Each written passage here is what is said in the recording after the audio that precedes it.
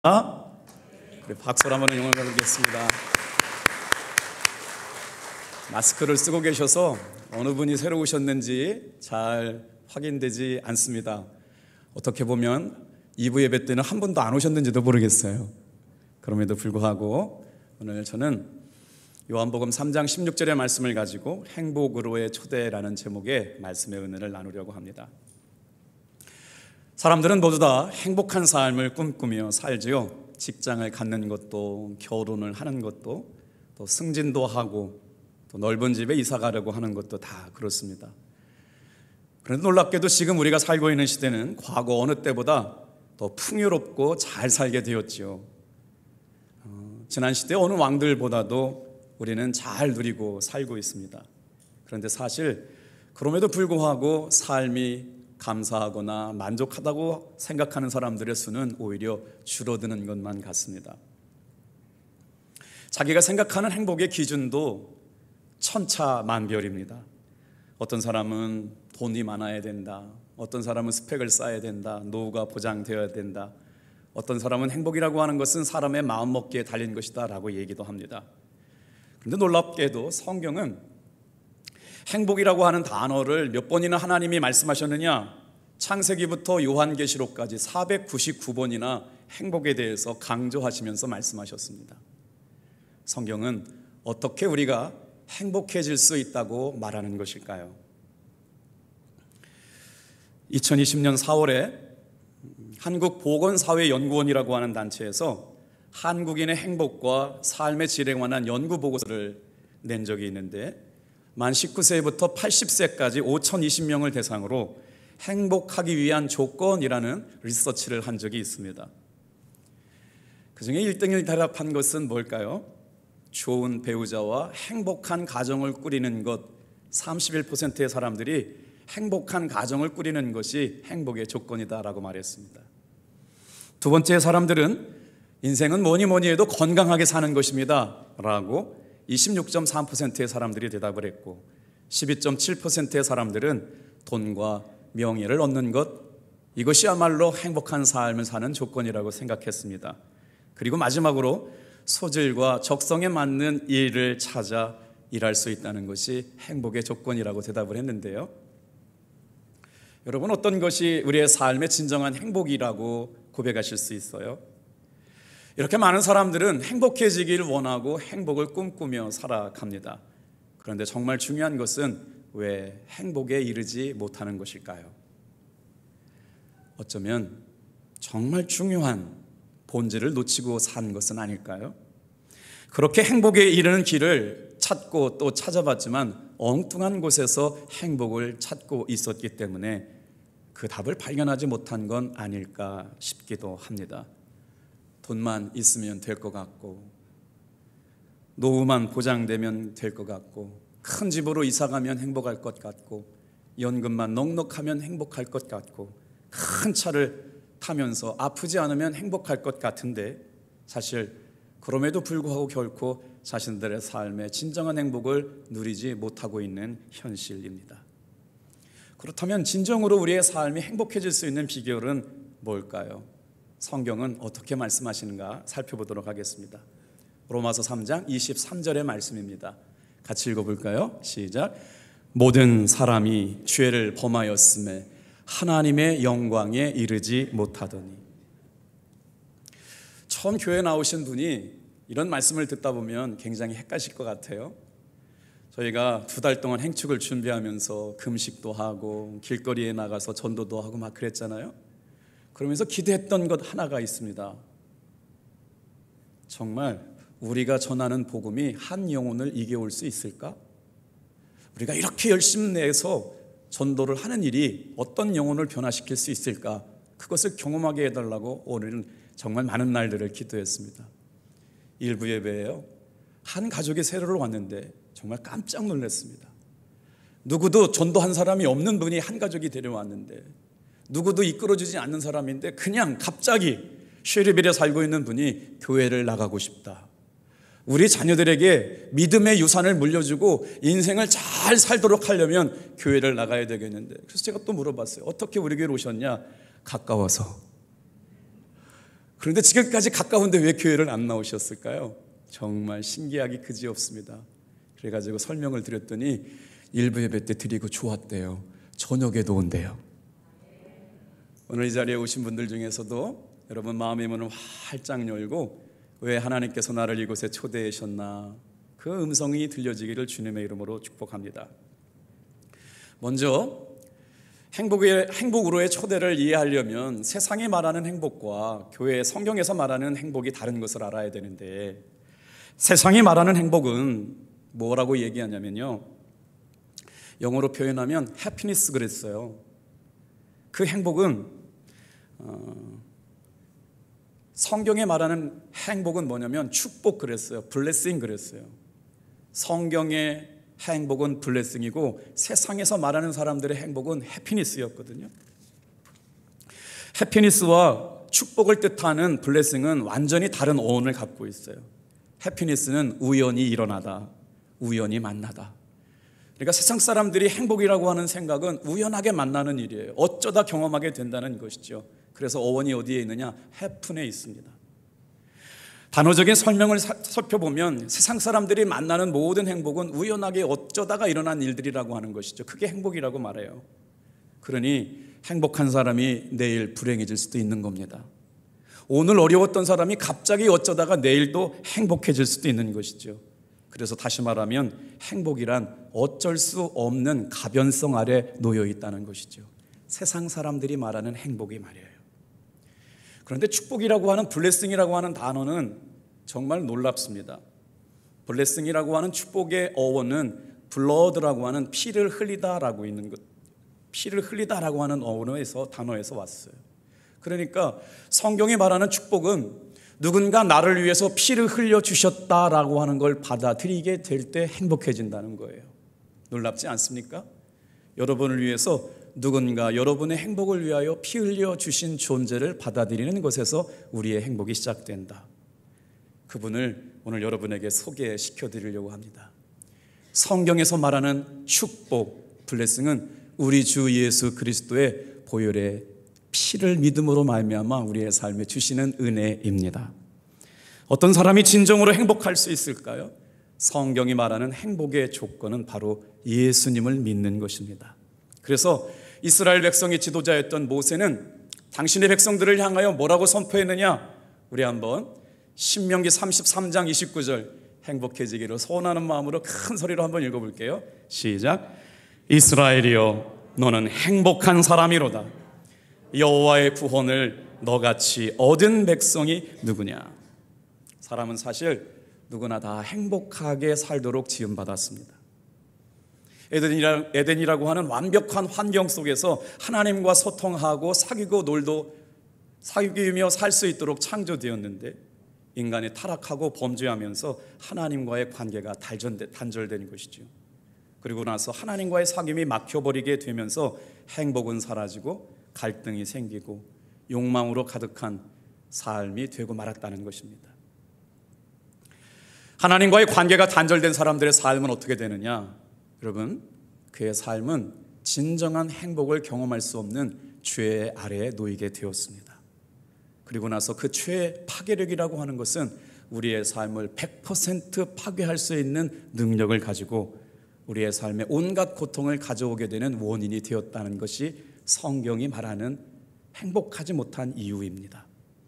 그렇기 때문에 오늘 이 시간 여러분, 오늘 처음 나온 사람 가운데 목사님 그 말씀을 동의할 수 없어요 라고 말하는 분이 계실지도 모르겠지만 성경이 말하는 근본적인 행복의 이유, 우리 주 예수 그리스도를 믿음으로 말미암아 우리의 삶에 경험되는 죄의 문제가 해결되어질 때 깨닫게 되는 놀라운 비밀을 저와 오늘 이 시간 깨달아지고 이해가 되기를 주님의 이름으로 축복합니다. 인간이 구원이 필요 없는 사람은 한 사람도 없습니다. 오늘 이 시간 우리가 예수를 믿는 것은 내 영혼의 구원자 되시는 예수 그리스도를 내 삶의 주인으로 받아들이는 것을 여러분 그 시작으로부터 하나님께서 내 영혼을 받게 되실 줄 믿습니다. 인간이 결국 행복하지 못한 것은 어떤 사람의 어떤 부족이나 결핍 때문에 일어나는 것이 아니라 전적으로 내 안에 있는 죄 때문이라고 성경은 말합니다. 로마서 3장 23절 말씀 같이 한번 읽어볼게요. 시작. 모든 사람이 죄를 범하였음에 하나님의 영광에 이르지 못하더니.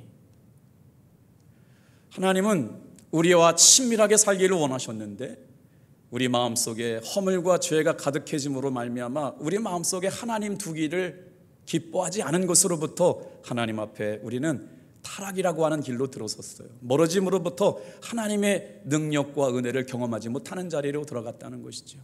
이것이 바로 뭐냐면 사단의 전략이었습니다.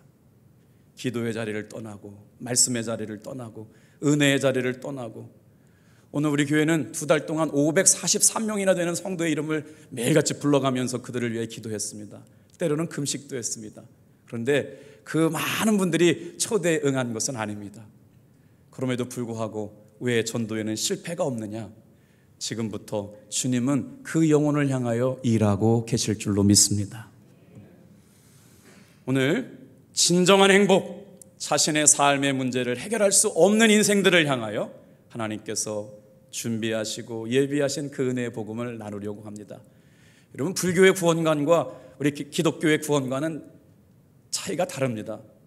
스스로 구원의 이치를 깨닫고 자력 구원을 통해 가지고 해탈과 열반에 이를 수 있다라고 주장하는 곳이 바로 불교라면, 인간은 다 허물과 죄 아래에 있기 때문에 자신의 삶을, 자신의 문제를 스스로 해결할 수 없다라고 말하는 전적인 인간의 타락, 그래서 죄가 없으신 예수 그리스도를 통하여만 구원받을 수 있다라고 하는, 여러분, 은혜의 복음을 받아들이고 고백하는 순간 하나님이 행하실 놀라운 구원의 은혜가 깨달아지게 될 줄로 믿습니다.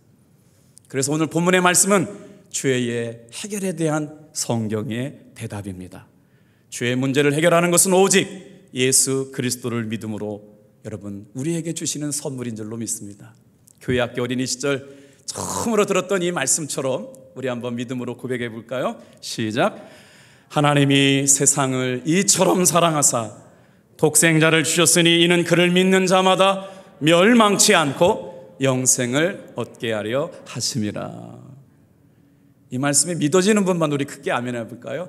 할렐루야. 자신의 죄를 해결할 수 없다는 비극, 자신의 문제를 스스로 해결할 수 없다는 인간의 한계, 이런 인생을 하나님께서는 불쌍히 여기셔서 자기 아들을 구원자로 이 땅에 보내셨고, 죄를 대신해서 십자가에 달려서 나의 죄를 대신하게 하셨다라고 하는 것이 우리 성경이 말하는 바로 복음입니다. 여러분, 예수님을 영접하는 곳에서 인생의 진정한 행복이 시작되기 때문에 저와 여러분을 이 예배의 자리에, 말씀의 자리에 불러주신 줄로 믿습니다. 예수를 믿어야 하는 단 한 가지 이유는 우리의 삶의 최대의 걸림돌인 행복을 방해하고 죄 때문에 늘 종노랬던 우리의 삶에 하나님께서 오늘 저와 여러분들을 이끌어 주셔서 어떻게 하셨느냐, 다 같이 한번 따라해 볼까요? 마음의 주인을 바꿔주셨습니다. 지금도 끊임없이 예배를 드리면서 설교에 집중하지 못하게 만들고 집안 생각, 사업 생각, 걱정, 염려가 틈타 들어오는 영적 싸움이 있을 것으로 압니다. 저도 오늘 이 설교가 얼마나 중요한 줄 알고 준비를 했는데 어제도 말이에요, 제 마음속에 좌절을 가져오는 사건들을 통해서 낙심하게 하고 절망하게 하는 것을 생생하게 경험했습니다. 여러분, 오늘 이 시간 우리가 예수님의 복음에 집중해야 될 이유는 다른 한 가지입니다. 여러분, 지금 이 순간도 영적 싸움이 시작됐어요. 예수님께만 초점 맞추시길 바랍니다.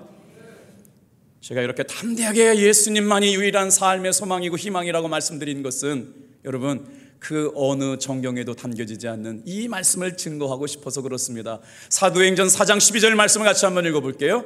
왜 우리가 예수님만 유일한 구원자라고 말씀하느냐? 성경이 이렇게 증거하고 있습니다. 같이 읽어볼까요?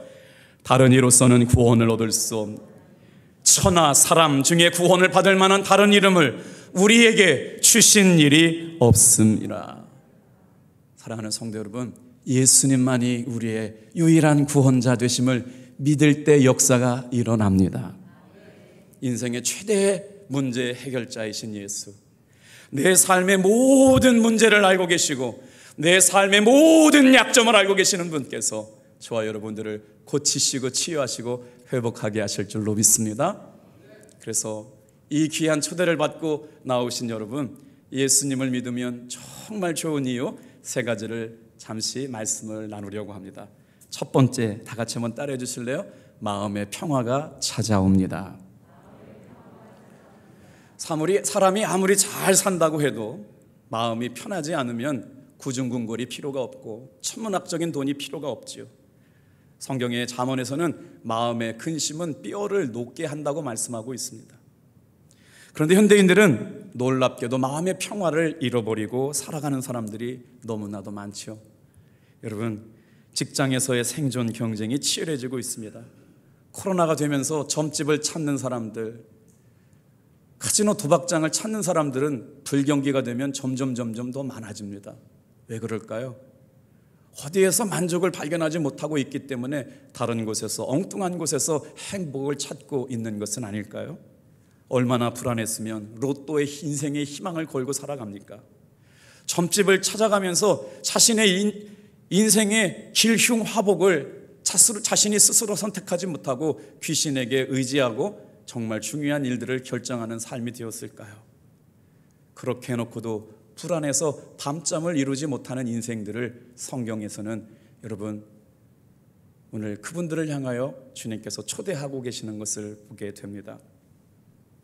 오늘 사랑하는 성도 여러분, 인생의 진짜 주인 되시는 예수님을 만나게 되기를 축복합니다. 한 성도님이 이제 전도할 사람이 있다고 그래가지고 제가 전도를 하러 갔어요. 그랬더니 이분이 벌벌 떨어요. 목사님 부탁드릴 게 있습니다. 그래서 뭘 부탁하시는데요? 그랬더니 자기가 교회를 나오려고 그러는데 딱 한 가지 걸리는 게 있다는 거예요.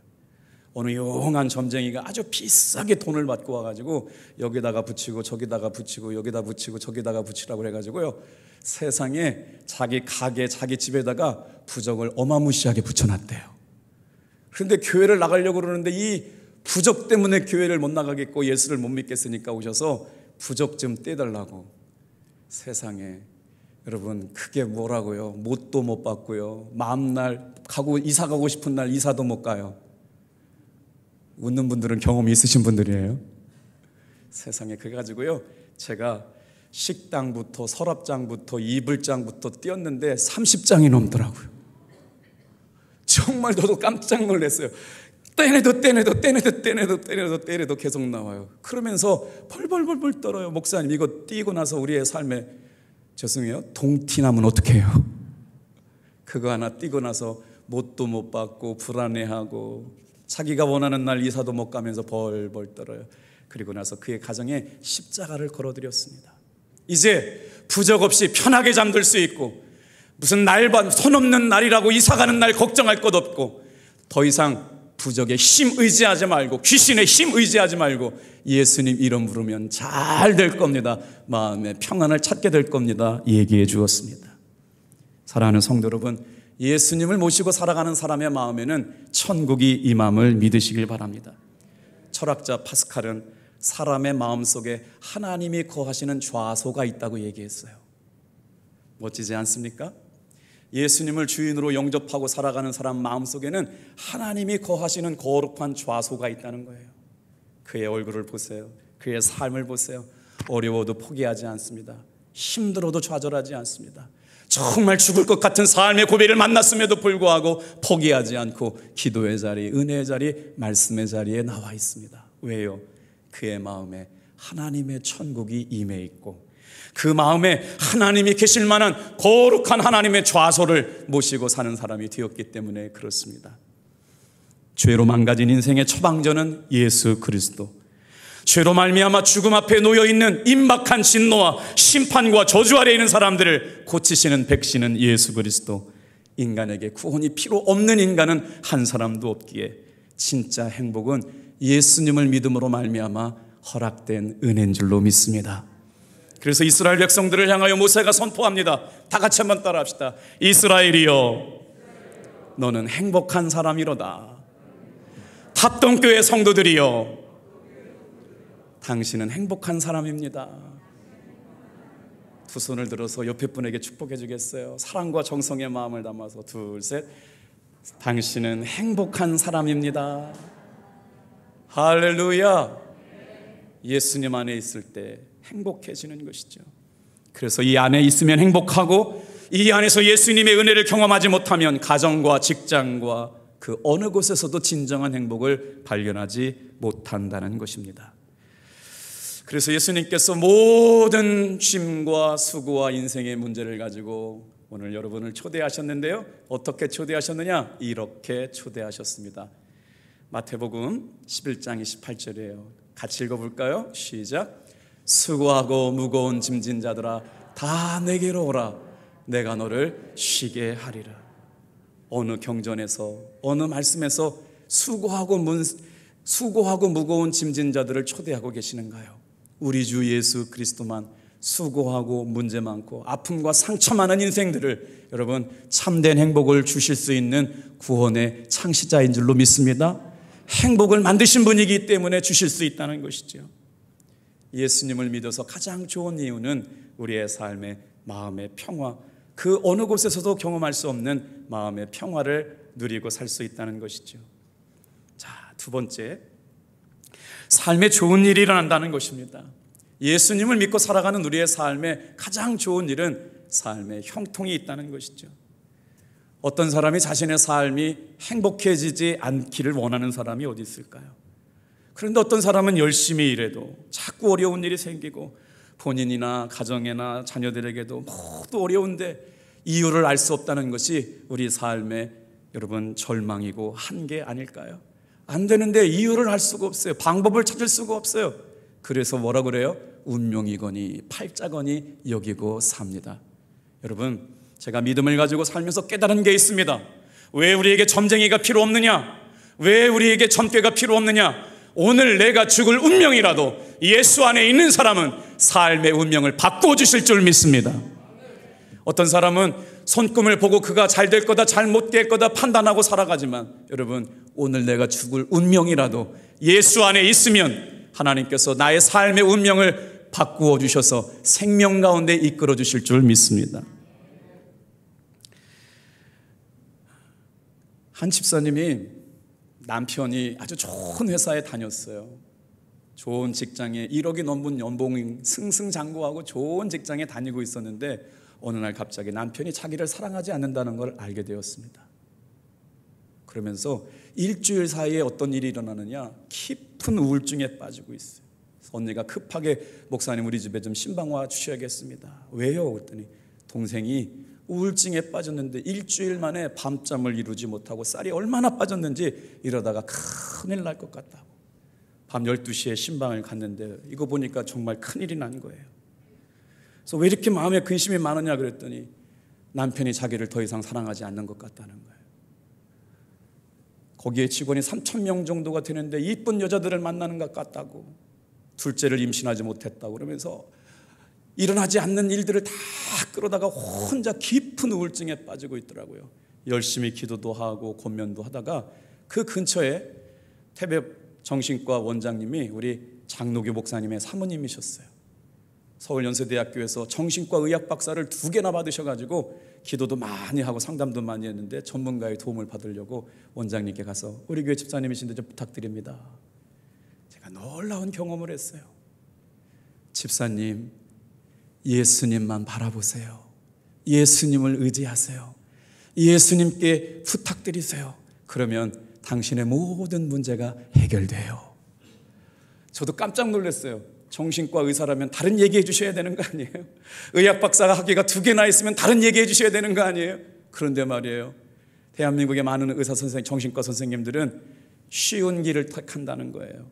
우울증, 항우울제를 깊이 많이 처방해 주셔가지고 잠을 재우는 방법으로 우울증 환자를 치료한대요. 그게 치료가 되겠어요? 본인이 알고 있더라고요. 목사님, 의사가 해줄 수 있는 게 한계가 있어서 저는 기도하고 예수님의 복음으로 환자들을 치료하고 있습니다. 그 순간 제가 깨달은 게 있어요. 이 사모님이 의학 박사 2개가 아니라 예수 그리스도의 복음을 전하는 것 때문에 과연 우울증이 고쳐질까? 아주 관심을 가지고 상담하는 내내 그 과정을 지켜봤거든요. 그 사모님이 뭐라고 그러냐, 예수님 믿으세요. 예수님이 대답이에요. 예수님 믿고 기도해보세요. 예수님만 바라보세요. 어떻게 역사하시는지 놀랍게 치료하시고 회복될 거예요. 아멘. 그리고 우리 집사님 눈물을 톡 떨어뜨리고 돌아왔어요. 어떤 역사가 일어났을까요? 한 달 뒤에 임신했고 우울증은 완전히 떠나갔습니다. 지금은 사업도 잘하고 있고 멋진 미용실의 원장님이 되셨어요. 제가 그 과정을 지켜보면서 그랬어요. 목사보다 정신병원 원장님 믿음이 더 좋으셔.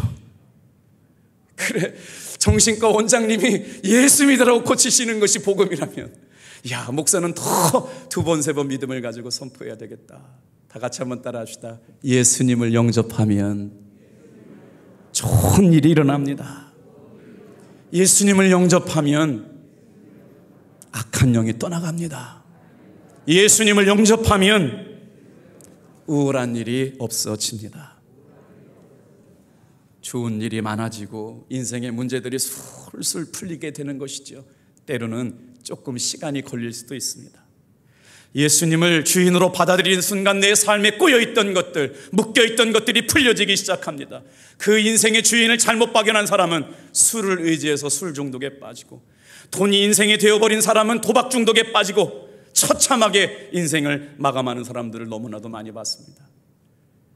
어느 한 사람이 은행에 다니는 분이에요. 지금은 없어졌지만 주택은행에 다니는 과장 정도가 여름 휴가를 맞습니다. 3박 4일 여름 휴가를 온 거예요. 그리고 나서 카지노에다 게임을 해야 되는데, 여러분 카지노 게임이 얼마나 위험한 줄 아세요? 3박 4일 동안 7천만 원을 베팅했는데 남의 돈을 베팅을 했어요. 그것이 발각될까 봐 아내가 내려왔습니다. 여보, 당신 큰일 나요. 24시간 밖에 기다리며 여보 좀 제발 좀 전화 좀 받아요. 제발 좀 나와주세요. 제발 좀 나 좀 만나주세요. 남편은 아내를 그렇게 밖에다 세워두고 만나주지 않았습니다. 어떻게 됐을까요? 7천만 원을 자기가 해결하지 못하는 걸 깨닫게 되고 나서 산에 올라가서 극단적인 방법으로 자신의 삶을 마무리했습니다. 제가 그것을 깨닫고 나서 강원랜드 앞에서 길거리 전도를 하지 않을 수가 없었어요. 수많은 사람들이 도박 중독에 빠져서 마치 불구덩이에 불나방에 모여드는 것처럼 수많은 사람들이 모여들더라고요.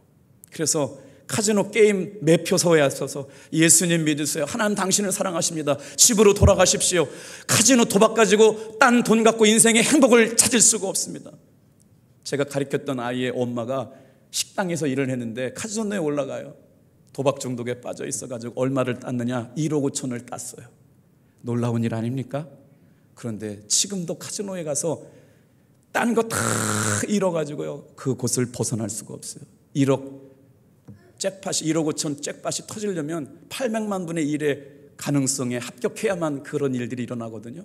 그런데 그거 다 날리고 지금도 그곳을 떠나지 못하고 있더라고요. 사랑하는 성도 여러분, 노력하지 않아서 그런 것이 아닙니다. 애쓰지 않아서 그런 것이 아닙니다. 노력도 했고 최선을 다했지만 왜 술이나 도박이나 인생의 문제를 해결하지 못하고 음란 중독에 빠져 있느냐? 여러분, 주인을 잘못 만났기 때문에 그렇습니다. 예수님을 믿는다라고 하는 것은 삶의 주인이 바뀌는 겁니다. 이 시간 마음의 문을 활짝 열고 내 삶의 진정한 주인이신 예수님이 여러분의 마음의 주인 되어주시기를 축복합니다. 그리고 나니까 중독이 떠나가고 우울이 떠나가고 실패와 좌절이 떠나가고, 성경은 모든 불행을 가져오는 것이 우리의 삶의 죄라고 분명히 말하고 있습니다. 그래서 예수님이 이 땅에 오신 것은 내 삶에 묶여있는 더러운 결박, 술이나 중독이나 음란이나 비참한 삶의 결박을 끊어내기 위하여 오신다고 말씀하고 있습니다. 요한일서 3장 8절 말씀, 이 말씀을 믿음으로 선포할 때 나를 지금까지 짓누르고 있었던 모든 결박이 예수님의 이름으로 결박이 풀려지기를 축복합니다. 같이 한번 읽어볼게요. 시작. 하나님의 아들이 나타나신 것은 마귀의 일을 멸하기 하심이라. 여러분, 사탄은 지금도 끊임없이 교묘한 계략을 가지고 예수님께 바라보지 못하고 예수님을 신뢰하지 못하고 말씀을 듣지 못하게 만들고 있습니다. 그래서 우리가 행축이라고 하는 것을 통해서 한 번이라도 복음을 듣게 하려고 여러분 수많은 날들 동안 기도하고 복음을 전했습니다. 더 이상 우리는 귀신이나 운명이나 팔자나 여러분 얽매이지 않고 살아갈 수 있는 은혜의 복음 아래 있는 사람인 줄로 믿습니다. 예수님 믿어서 좋은 두 번째는 삶에 좋은 일이 일어난다는 것이죠. 이제 마지막이에요. 다 같이 한번 따라 합시다. 예수님을 믿으면 죽음의 문제도 뛰어넘게 됩니다. 죽음을 두려워하지 않는 사람이 있을까요? 죽음 앞에 떨지 않는 사람이 있을까요? 누가 뭐라 그래도 인생의 최대 공포는 죽음에 대한 공포입니다. 죽음에 삼켜버린 것 같은 인생 앞에서 아무것도 하지 못하고 벌벌벌 떨다가 어찌할까 할지 알지 못하는 인생 가운데 주님께서 뭐라고 말씀하셨느냐? 여러분, 지금 이 순간 살아있다는 게 얼마나 감사한 줄 아세요? 살아있음에 감사하며 사시길 축복합니다. 왜 그러냐면요, 오늘 70억이 넘는 인구 가운데 120만 명이 오늘 죽었습니다. 몇 초에 한 명씩 죽느냐? 1초에 30명씩 죽고 있습니다. 이건 정확한 통계입니다. 그런데 오늘 살아있습니다. 살아있음에 감사하고, 감사하셨다면 사랑하며 사시기를 축복합니다. 살아있는 게 얼마나 여러분 아름답고 신비스러운 것입니까? 제가 자살 예방과 생명 존중의 연구를 하면서 결론으로 한 문장 썼습니다. 살아있음은 하나님의 창조가 계속되는 사건이다. 살아있을 때 하나님의 창조가 계속될 줄로 믿습니다. 죽으면 그 순간으로 끝나는 겁니다. 힘들어도 살아야 할 이유는 여기 있습니다. 오늘 나는 120만 명을 대표해서 살고 있는 것입니다. 1초에 30명씩 죽어가는 그 산경 속에서 하나님은 나를 살게 하셨습니다. 살아있을 때 하나님의 창조가 계속되죠. 예수님을 믿으면 이 죽음의 공포를 넘어가게 하셨습니다. 요한복음 5장 24절 시작. 내가 진실로 진실로 너희에게 이르노니 나를 보내신 이를 믿는 자는 영생을 얻었고 심판에 이르지 아니하나니 사망에서 생명으로 옮기었느니라. 사랑하는 성도 여러분, 얼마나 많은 날 동안 이런 설교 들어보셨어요? 그런데 지금이 가장 중요합니다. 예수님을 믿으면 마음의 평화를 경험하며 살아갈 수 있습니다. 어디서도 경험할 수 없는 평화. 예수님을 믿고 살아가면 삶에 형통케 하시는 은혜를 주십니다. 예수님을 믿고 살면 죽음의 문제를 넘어설 수 있는 은혜를 주신다는 것이죠. 이제 결단의 시간입니다. 주님께서 이 귀한 초대를 받고 오신 분에게 이렇게 말씀하십니다. 요한계시록 3장 20절 말씀, 누군가를 위하여 같이 믿음의 고백으로 고백해 볼까요? 시작. 볼지어다 내가 문 밖에 서서 두드리노니 누구든지 내 음성을 듣고 문을 열면 내가 그에게로 들어가 그로 더불어 먹고 그는 나와 더불어 먹으리라. 아멘. 예수님을 믿으면 이런 은혜 주시려고 저와 여러분을 부르셨고 지금 마음의 문을 열고 계십니다. 예수님은 절대로 강제적으로 마음의 문을 여시는 분이 아니에요. 내가 예수님을 영접하고 받아들이는 믿음의 고백을 해야만 내 마음의 주인으로 찾아오시는 분입니다. 이 말씀을 듣고 마음의 문을 열게 되기를 축복합니다. 이런 은혜라면 혹시 동감하실 수 있을까요? 어느 날 새벽에 골프를 치러 갔던 한 남자가 있었습니다. 가는 날이 장날이라고 골프장이 잠겨져 있었습니다.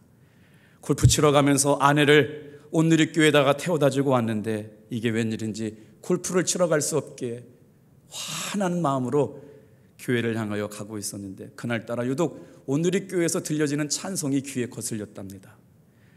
그래서 뭐하고 저렇게 소리를 지르고 노래를 부르고 있는지 들어가 봐야겠다는 생각에 이끌려 온누리교회 새벽기도회 자리에 찾아갔습니다. 갔더니 정말 기절초풍하는 일이 벌어지고 있었던 겁니다. 사람들이 새벽부터 두 손을 들고 기도하고 울고 불고 목소리를 높이면서 하나님의 은혜를 구하는 모습을 우리는 은혜라고 얘기했는데 그 남편은 광신자 집단이라고 여겼던 거예요. 그리고 나서 무슨 생각을 했냐면 이 광신자 집단에서 아내를 구출해야 되겠다는 사명감 가지고 기자의 신분을 통해서 잠입 취재를 결정하게 되었습니다. 그 사람이 누구냐면 MBC 전 방송사 사장이었던 조정민이라는 목사님 이야기입니다. 교회에서 아내를 구출해야겠다는 사명감 가지고 잠입 취재를 하는 순간 한번 교회의 동향이나 살피고 나오려고 온누리교회를 들어가는데 아내가 그렇게 예수 믿으라고 얘기했지만 한 번도 거들떠보지 않았는데 세상에 아침에 수많은 사람들이 수백 수천 명이 모여가지고 눈물을 흘리고 찬양을 하고 뜨겁게 방언으로 기도하는 모습을 보며 이 사이비주단은 지구상에서 없어져야 된다라고 하는 사명감을 갖고 PD수첩의 고발 프로그램으로 여러분 방송하게 하려고 거기에 참여하게 됐대요. 그런데 하나님은 그를 그냥 놔두지 않으셨습니다. 잠입 취재를 위해서 들어갔지만 하나님께서 그의 마음을 열고 그 영혼을 흔들어 깨우기 시작했습니다. 어느덧 들었던 찬송가가 그의 마음을 움직이기 시작했습니다. 어서 돌아만 오오, 어서 돌아만 오오. 지은 죄가 아무리 크고 무겁더라도 어서 돌아만 오오. 이상하게 그 찬송은 조정민 씨의 영혼을 흔들어 깨우기 시작했습니다. 멀리 갔더니 처량하고 고나요, 슬프고 또 외로워. 하나님은 그 예배 자리에 잠입 취재를 위해 들어왔던 조정민 씨의 영혼을 흔들어 깨우고 예수님을 믿게 되고 하나님 앞에 무릎을 꿇었으며 40대 후반에 그 좋은 대한민국 선망의 직업 중의 직업인 MBC 방송사 사장을 내버려 두고 미국에 가서 골든 코웰 신학교에서 공부한 다음에 목사가 됐고 지금은 베이직 교회에서 하나님이 기뻐하시는 복음을 전하는 삶을 살았습니다. 그래서 사람들이 이유를 물어봤어요. 어떻게 MBC 사장 방송 앵커를 버리고 그렇게 목사가 될 수 있겠습니까? 자기가 방송인으로서 살 때는 날마다 나쁜 소식, 슬픈 소식, 더러운 소식만 전했는데 교회에 가서 복음의 은혜를 깨닫고 나니까 온 백성에게 미칠 큰 기쁨의 좋은 소식을 전하는 걸 알게 되었습니다. 나는 남은 인생을 복음을 위해 살기로 했습니다. 사랑하는 성도 여러분, 삶의 죽음의 문제를 뛰어넘어 영생을 소유하게 된 한 인생을 바꿔놓으신 은혜, 이 은혜가 여러분의 것 되기를 주님의 이름으로 축복합니다. 예수님을 믿으면 마음의 평화가 찾아옵니다. 오늘 이 시간 예수님을 구주로 영접하면 여러분 삶에 정말 좋은 일이 일어납니다. 이걸 불가항력적인 은혜라고 그래요. 내 힘과 내 생각과 내 판단과 다르게 하나님이 하시는 일들을 경험하게 될 줄로 믿습니다. 죽음의 문제도 뛰어넘게 되는 은혜가 있기를 축복합니다. 우리 다 같이 한번 기도할까요? 오랫동안 예수님을 믿었지만 다시 한번 복음으로 우리 같이 한번 고백했으면 좋겠어요. 행복한 삶으로 초대하시는 예수님을 우리 다시 한번 마음으로 고백해 봅시다. 다 같이 한번 따라해 주세요. 예수님, 예수님을 주인으로 영접합니다. 예수님을 믿고 싶습니다. 십자가에서 죽으심으로 내 죄를 담당하신 것을 믿습니다. 지금 내 마음의 문을 열고 주님을 나의 주로, 주님을 나의 하나님으로 영접합니다. 나의 죄를 용서하여 주시옵소서. 나를 구원하여 주시고 영생을 주심에 감사를 드립니다. 나를 하나님의 자녀 삼아 주신 것에 감사드립니다. 나를 하나님의 사람으로 만들어 주시옵소서. 예수님의 이름으로 기도합니다.